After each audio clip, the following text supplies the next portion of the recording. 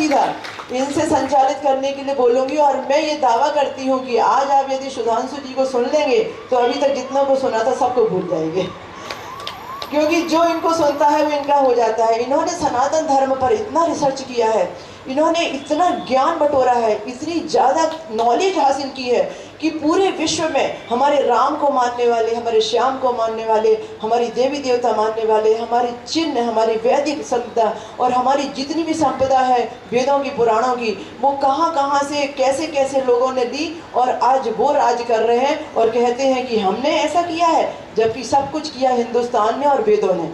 तो ये बात हमारे लिए बड़ा प्राउड करने वाली बात है। तो मैं सबसे पहले आपको सम्मान करती हूँ, आपका अभिनंदन करती हूँ और आपको बधाई देती हूँ हमारे छत्रपति संभाजी नगर में कि आप पधारे।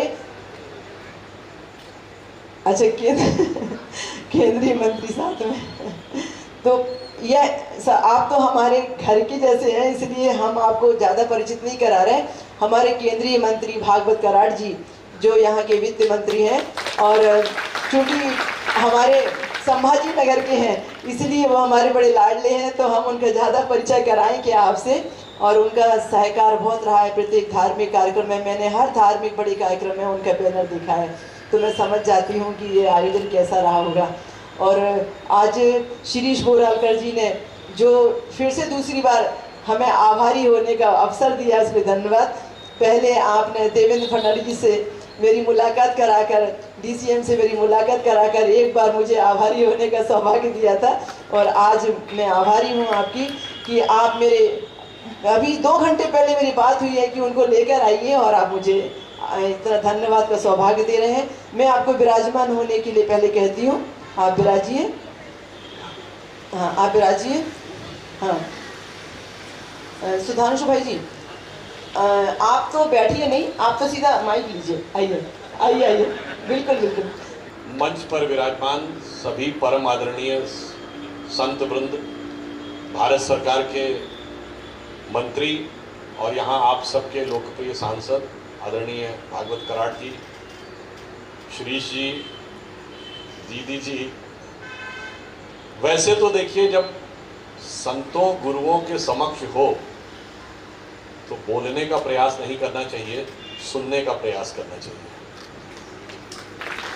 और उनके समक्ष बोलना तो मैं मानता हूं कि एक प्रकार की अनाधिकार चेष्टा है, परंतु अब चूंकि आदेश हुआ है तो कुछ सिर्फ ये कहना चाहूँगा कि जब आप संत जनों के मध्य होते हैं तो हमारे शास्त्रों में कहा गया है कि यह एक दैव दुर्लभ संयोग होता है, क्योंकि 3 चीजें ऐसी हैं जो इस प्रकृति में, इस सृष्टि में बहुत दुर्लभ होके ईश्वर कृपा से प्राप्त होती है। हमारे यहाँ कहा गया त्रयः दुर्लभा प्राप्नोति, मनुष्यत्वम, मुमुक्षत्वम, सज्जना नाम संगति। अर्थात 3 चीजें दुर्लभ हैं। पहला, मनुष्य का जन्म। यदि आप जीव जंतु से लेकर, मतलब बैक्टीरिया, अमीबिया से लेके, कीड़े मकोड़ों से लेके सभी जानवर देखेंगे तो करोड़ों अरबों के ऊपर एक मनुष्य होता है, यानी मनुष्य का जन्म मिला तो ये दुर्लभ है। दूसरा है मुमुक्षत्वम, मनुष्य के रूप में जन्म लेके बहुत से लोग ऐसे होते हैं, खाया पिया जीवन ऐसे गुजर गया और कभी धर्म की तरफ विचार ही नहीं गया। यदि धर्म की तरफ विचार जाए, मोक्ष की इच्छा उत्पन्न हो तो यह और भी दुर्लभ है। और मन में धर्म का विचार आ जाए और यदि सज्जन गुरुओं की संगति न मिले तो भी कार्य अधूरा रह जाता है। यदि ये तीनों मिल जाएं तो समझिए कि बहुत दैव दुर्लभ संयोग होता है। और इसीलिए रामचरितमानस में तुलसीदास जी ने भी लिखा है, मुद मंगलमय संत समाजू, जो जन जंगम तीरथ राजू। यानी जो संत समाज है वो एक प्रकार से जागृत तीर्थ के समान होता है, जिसके कि साथ रहकर आप अनेक पुण्य का लाभ कर सकते हैं। यहाँ पर हम सिर्फ ये कहना चाहेंगे कि आज भारत में भी एक बड़ा परिवर्तन हो रहा है। जैसा कि अभी आप बता रही थी कि हमारा ज्ञान का जो स्रोत है उसमें वेदों के अंदर जो ज्ञान के स्रोत हैं, दुर्भाग्य की बात यह है कि हम उससे अनजान ही नहीं हैं। बल्कि बहुत सारी बातें उनके बारे में तमाम निगेटिव हमारे दिमागों में भर दी जाती है। मैं एक छोटी सी बात आपको बताना चाहता हूं कि जिसने विज्ञान पढ़ा हो या ना पढ़ा हो, सबसे कठिन विषय जो माना जाता है वो माना जाता है, एक कहावत होती रॉकेट साइंस। लोग मजाक में कहते हैं ना, कोई बड़ा कठिन विषय हो, भैया ये रॉकेट साइंस है क्या, जो आप हमको समझाने की कोशिश कर। रॉकेट साइंस मतलब वो जो रॉकेट उड़ता है। अब आप में से शायद बहुत से लोगों को ना पता हो कि रॉकेट साइंस का पिता किसको माना जाता है। जिसने सबसे पहले रॉकेट बनाया, रॉकेट इंजन, वो एक यूरोपियन साइंटिस्ट था जिसका नाम है Wernher von Braun. He is considered the father of rocket science. तो रॉकेट साइंस का पिता जिसको माना जाता था, वर्नर वॉन ब्रॉन, वो अपना गुरु किसको मानता था? वो एक जर्मन साइंटिस्ट था, उसका नाम था हर्मन ओबर्ट। और हर्मन ओबर्ट ज्ञान के लिए वेदों को पढ़ता था। आप सोचिए, जिसको सबसे कठिन विज्ञान आप मानते हैं, उसका जो पिता माना जाता है, उसका गुरु जिसको पढ़ता है। और ये बात मैं नहीं कह रहा हूं, ये एक विदेशी वैज्ञानिक है जिनका नाम है एरिक वॉन डाइकन। उन्होंने अपनी किताब में लिखी है, यानी इसमें कोई भारतीय है ही नहीं। आप सोचिए, उन लोगों को वेद में इतना बड़ा बड़ा ज्ञान मिलता था। अच्छा चलिए, एटम बम का नाम तो सबने सुना होगा। एटम बम, जो दुनिया में पहला जिंदगी में एटम बम का विस्फोट हुआ, तो एटम बम बनाने वाला जो साइंटिस्ट था अमेरिका का, उसका नाम था रॉबर्ट ओपेनहाइमर। जब पहला सक्सेसफुल दुनिया का परमाणु विस्फोट हुआ 16 जुलाई 1945 को, तो जब वो सफल हो गया अमेरिका के न्यू मैक्सिको में, तो उसके मुंह से जानते क्या निकला?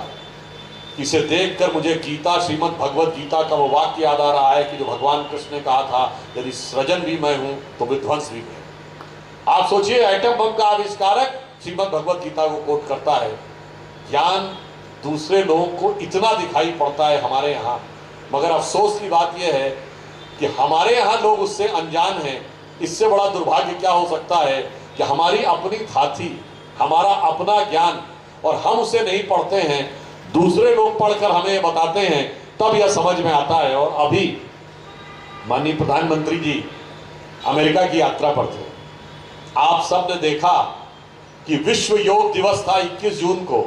संयुक्त राष्ट्र संघ के कार्यालय में 135 देशों के प्रतिनिधि उपस्थित थे, जिनके साथ प्रधानमंत्री जी ने विश्व योग दिवस पर योग किया। यह दर्शाता है कि भारत में को दुनिया को इंस्पायर करने की क्षमता कहां से आती है। और योग क्या है?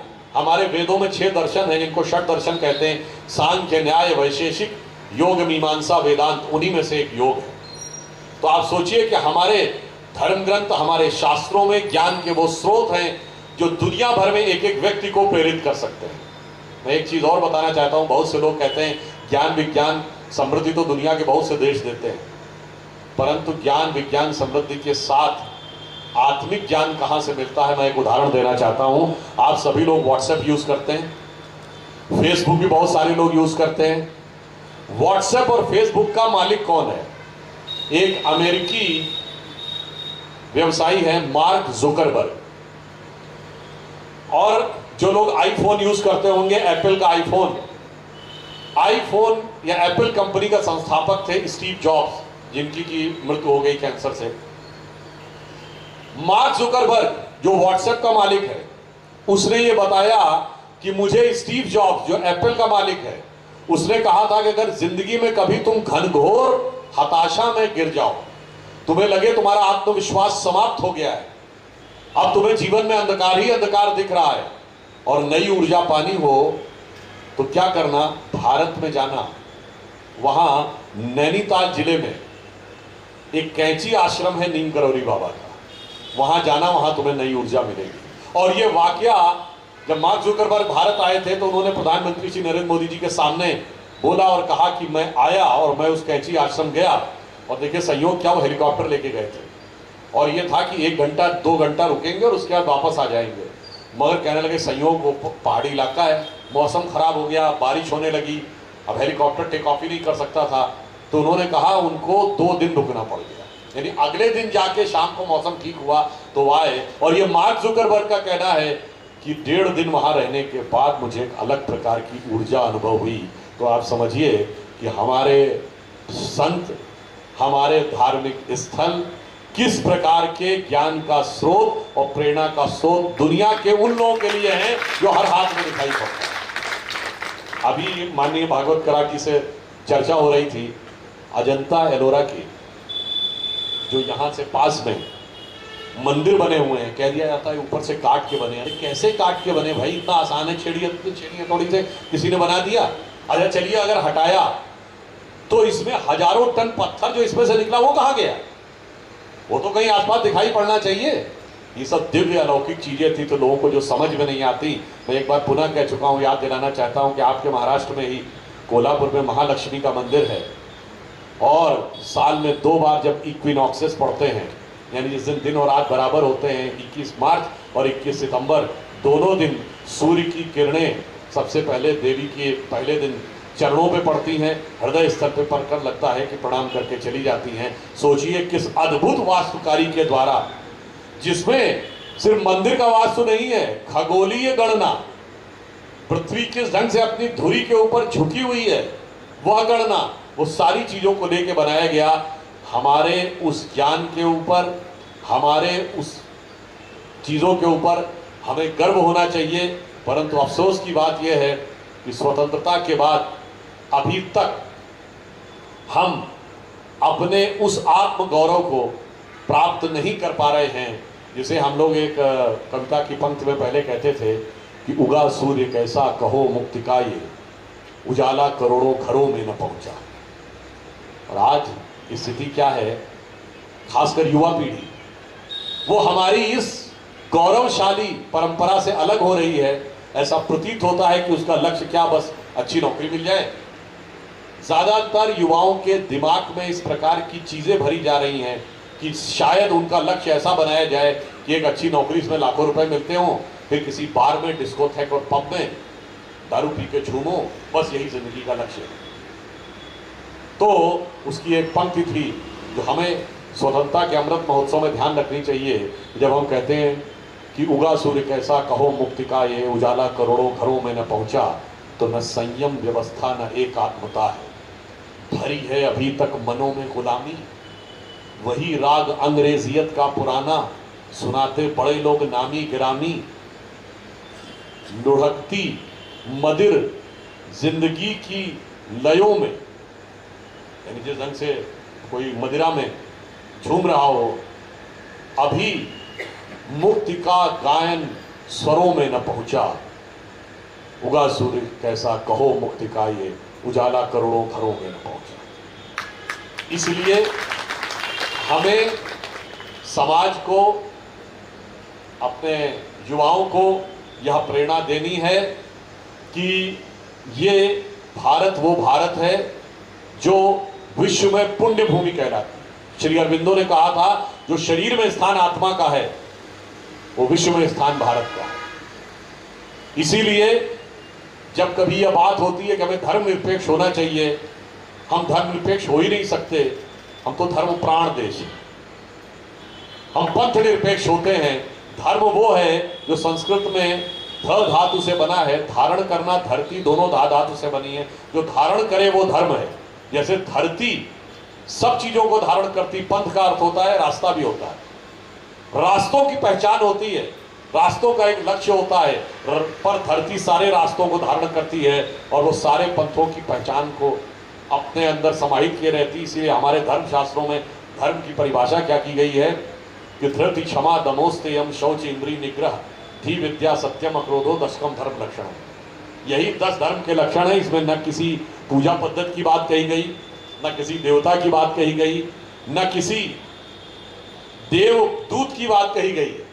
और अंत में मैं कहूंगा, हमारा धर्म इस मामले में विलक्षण है कि सभी धर्म कहते हैं कि ईश्वर की खोज करो, पर उनकी ईश्वर की खोज आपसे दूर किसी स्थान पर रुक जाती है, किसी देव स्थान पर रुक जाती है, किसी देवदूत तक रुक जाती है, किसी धार्मिक पुस्तक पे जाके रुक जाती है।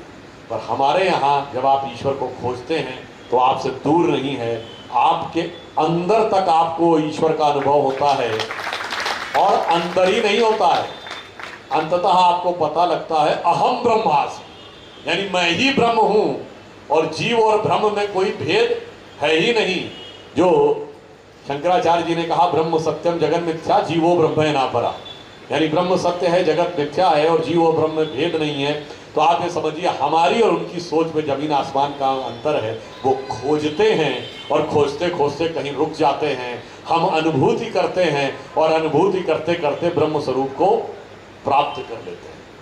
इसलिए मैं सिर्फ ये कहना चाहूँगा कि भारत को एक, आज कहा जाता है वी आर द, अब तो आबादी के हिसाब से सबसे बड़े देश हो गए, हम कहते हैं we are the youngest nation of the world, हम सबसे युवा देश हैं, पर यह सत्य नहीं, अर्ध सत्य है। हम सबसे युवा देश और सबसे प्राचीन सभ्यता है, प्राचीन जीवन सभ्यता है। हमारा एक स्वर्णिम भविष्य है, एक गौरवशाली अतीत भी है। तो आप सब लोग बस ये ध्यान रखिए कि गौरवशाली था भूत, भविष्य भी महान है अगर संभालें आप उसे जो वर्तमान है। धन्यवाद। आपने अभी सुधांशु त्रिवेदी जी को सुना। ये हमारे हिंदुस्तान के सबसे अच्छे स्पीकर हैं जिन्होंने सनातन धर्म पर बहुत गहरी रिसर्च की है और इनकी वाणी में जो दर्द है, जो हार्ट टच विषय है, जो देश को, जो धर्म को बचाने का जो जुनून है, वो उनके शब्दों में नज़र आता है। उनके एक एक शब्द सत्य के धरातल पर खरे उतरते हैं, इसलिए आज की युवा पीढ़ी उनकी बहुत फैन है। मैं धन्यवाद देती हूँ। इस संत सम्मेलन में आपका आगमन हुआ। मैं इस संत सम्मेलन के बारे में 2 शब्द आपसे बताना चाहती हूँ। प्रकृति में पंच तत्व बिगड़ने लगे हैं। पंच महाभूतों की सुरक्षा और संतुलन को बनाए रखने के लिए लोगों को आरोग्यवान जीवन देने और आयुष्मान का वरदान देने के लिए यह पंच तत्वों की सुरक्षा का एक बहुत बड़ा राष्ट्रीय संत सम्मेलन का आयोजन किया गया। त्रिदिवसीय राष्ट्रीय संत सम्मेलन के आयोजन में विषय रखा गया कि हम हमारी पृथ्वी को कैसे बचाएं, जो आज इसकी उपजाऊ शक्ति नष्ट होते जा रही है, इसकी क्षमता घटते जा रही है, लोग इसका दोहन कर रहे हैं और लोग इसकी वैल्यू नहीं कर रहे हैं। हमारी लाइफ स्टाइल, हमारा लालच, हमारे जीवन का स्वार्थ हमारी इस धरती को खराब और तकलीफ में डाल रहा है। इस जल को कैसे बचाएं जो जीवन है, और इस घटते हुए जल पर कैसे चिंतन करें। नदियां सूख रही हैं, हम पानी निकालने जाएं, हम बोर बनाने जाएं तो अब 100 फीट पे भी पानी मिलने की गारंटी नहीं है। हमारे हिमशिलाएँ सब सूख चुकी हैं। हमारे चारों तरफ जो नदी तालाब हुआ करते थे अब कम हो गए हैं। आगे धर्म संकट आएगा जब पीने का जल खरीदा जाएगा और नहाने के लिए जल कम पड़ जाएगा। 30 साल बाद का या 2030 का संसार क्या होगा। अग्नि इतनी बढ़ रही है कि चलती हुई रोडों पर गाड़ियों में आग लग जाती है। इतनी बढ़ रही है कि एसी की हवा भी अब ठंडी नहीं लगती है। ऊर्जा का नुकसान हम कितना करते हैं, कितनी हम बिजली का नुकसान कर रहे हैं। किस तरीके से हम इस ऊर्जा को बचाएं कि हम अपने जीवन में लंबे समय तक उसका उपयोग करें और शक्ति को कायम रखें। हम कैसे आकाश तत्व पर काम करें, हम कैसे बीमारियों पर काम करें, हम कैसे आकाश तत्व को शरीर से जोड़कर और उसको समझकर रोगों से मुक्ति पाएं, और किस तरीके से हम आगे वायु को पंच तत्वों की सुरक्षा के लिए ये जो कार्य कर रहे हैं, इसमें हमने उस विषय को खोजा है कि कैसे हम हमारी पृथ्वी को हरा भरा रखेंगे, कैसे हम वायु को प्रदूषण मुक्त करेंगे और किस तरीके से हम जल की सुरक्षा करेंगे। हम आधा गिलास भी जल बचा हुआ फेंकेंगे नहीं, हम पानी की कीमत करेंगे। कैसे हमारी बॉडी में पंचतत्व काम करते हैं। चित जल पावक गगन समीरा, पंचतत्व निर्मित है शरीरा। यहाँ इस बात को समझने और समझाने के लिए 17 महामंडलेश्वर आ चुके हैं। यहाँ पर इस बात को समझाने के लिए 5 जगत गुरु जी आ चुके हैं। अभी एक जगत गुरु हमारे सामने में विराजमान है। यहाँ पर शनि शादी का डॉक्टर विभाश्री इस कार्यक्रम की सूत्रधार रही हूँ। इस कार्यक्रम को करने का मुझे जुनून था, तो मैंने इन संत समाजों को निमंत्रण दिया और इन संत समाजों में 100 लोग थे महाराष्ट्र के बाहर के और 500 लगभग इन 3 दिनों में महाराष्ट्र के लोगों को आमंत्रित दिया। हमने संत पूजन की परंपरा लगाई। हमारे यहाँ शनि आश्रम चिक्कल थाना में, जो एयरपोर्ट के पास में पड़ता है, सुबह 9 बजे से लेकर 10 बजे तक जो संत पूजन होता है वो भारतीय परंपरा और वैदिक पद्धति के अनुसार देखने योग्य होता है। इतनी लंबी लाइन होती है संत महात्माओं सदगुरुओं के आशीर्वाद पाने के लिए, उनका पूजन करने के लिए, कि हृदय गदगद हो जाता है। यदि बेटा अपने माता पिता के पैर धोए या बेटा अपने माता पिता को प्रणाम करे तो जो माता पिता का भाव होता है कि मैं बेटे को क्या क्या ना दे दूँ, वो भाव होता है हमारे सदगुरुओं का। और वो हमारी पूजन पद्धति, हमारी भारतीय संस्कृति हमें बताती है। और फिर हमने ये इसलिए भी रखा कि सरकार कितना भी पैसा खर्च कर ले, हमारे राष्ट्र के मुख्यमंत्री ने कनेरी मठ में 20 फरवरी को एक शब्द कहे थे हमारे पंचतत्व महोत्सव पर। हमारे कनेरी मठ के घनश्याम भाई यहाँ मौजूद भी हैं। उन्होंने शब्द कहे थे कि हम कितना भी पैसा खर्च कर लें पर गवर्नमेंट अब लोगों का हृदय नहीं बदल सकती और लोगों के संस्कार नहीं बदल सकती। गवर्नमेंट वो काम नहीं कर सकती पंचतत्व को बचाने का, पंचभूतों की सुरक्षा का, जो धर्म कर सकता है। इसमें धर्म को ही आगे आना पड़ेगा। उन्होंने हमसे यह कहा कि आप धर्म को चलाने वाले, धर्म का संचालन करने वाले संस्थाओं को और संगठनों को और पीठाधीश और जो मठाधीश है उन सब के माध्यम से संदेश जगह जगह प्रसारण करने वाले, प्रवचन और भागवत कथा करने वाले व्यक्ति यदि इसे अपना मूल विषय बना ले और लोगों के लिए यह हार्ड टच विषय दे दें आप कि वो अपने अपने आंगन को बहारें, अपने अपने जीवन में पंचतत्वों को सुधारें और हम पूरे विश्व का कल्याण कर सकते हैं। हम इस पृथ्वी को फिर से हरा भरा देखेंगे और फिर से हम वायु को प्रदूषण मुक्त देखेंगे, फिर से नदियाँ भरी रहेंगी और फिर से हमारा आकाश स्वच्छ हो जाएगा और फिर से हम ऐसा महसूस करेंगे कि पंचतत्व स्वस्थ है तो जो ब्रह्मांड में है, जो हमारे शरीर में है, वो दोनों का संतुलन हम बिठा चुके हैं।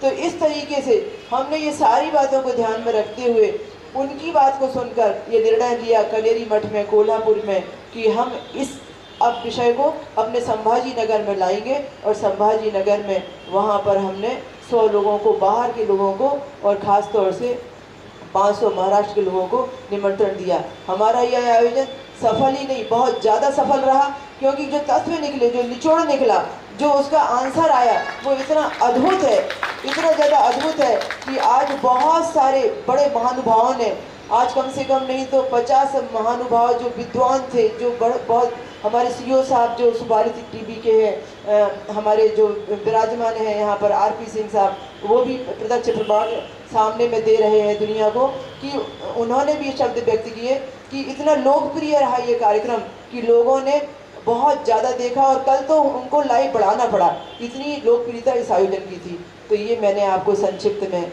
इसके बारे में बताया। अब मैं सारे साधु समाज से कहती हूँ कि वो मंत्र का उच्चारण करके आशीर्वाद दें सुधांशु त्रिवेदी जी को कि उनकी वाणी में सरस्वती जो विराजमान है वो प्रखर बने, अच्छी बने और हमारे देश के निर्माण में उनकी अच्छी भूमिका रहे। आज ऐतिहासिक संभाजीनगर शहर में, मैं कल आ रहा हूँ 11 बजे,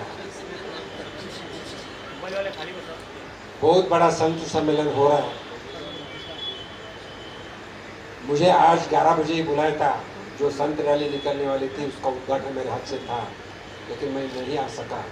लेकिन हमारे राष्ट्रीय प्रवक्ता सुधांशु त्रिवेदी से सुना और आपको भी सुना, दोनों को सुन के मुझे बहुत अच्छा लगा। और अल्टीमेटली हर एक के जीवन में कोई ना कोई तो एक ध्येय रहता है, एम रहता है, लेकिन हर एक को जैसा जन्म और मृत्यु अटल है, लेकिन जब मृत्यु की बारी आती है तो यही सोचना है कि हमारे पंच तत्व जो है उसके लिए क्या करना चाहिए और अध्यात्म के लिए क्या करना चाहिए और सही मान से वही शांति हो सकती है, वही शांति है। मैं कल आके मैं आपको डिटेल बात करूँगा, लेकिन हमें इन जगह जाना है। इन सब के मैं आपका पहले अभिनंदन करना चाहता हूँ। मुझे पता नहीं था इतना बड़ा संत सम्मेलन है, आप आके मिले भी थे, कुछ टाइम भी लिए थे, लेकिन लेकिन अभी मैं जरूर आऊँगा। कल आपके साथ एक घंटा बैठूँगा, सुनूँगा और मैं करूँगा। आपका अभिनंदन करते हुए मैं मेरे वाले को विराम देता हूँ। ओ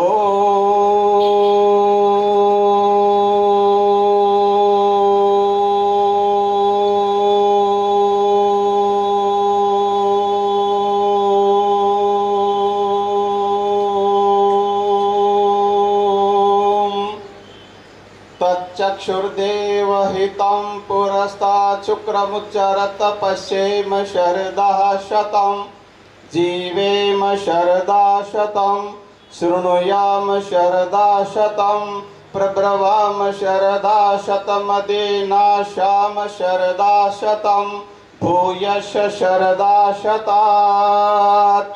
ॐ स्वस्ति न इन्द्रो वृद्धश्रवाः स्वस्ति नः पूषा विश्ववेदाः स्वस्ति नस्तारक्षो अरिष्टनेमिः स्वस्ति नो बृहस्पतिर्दधातु।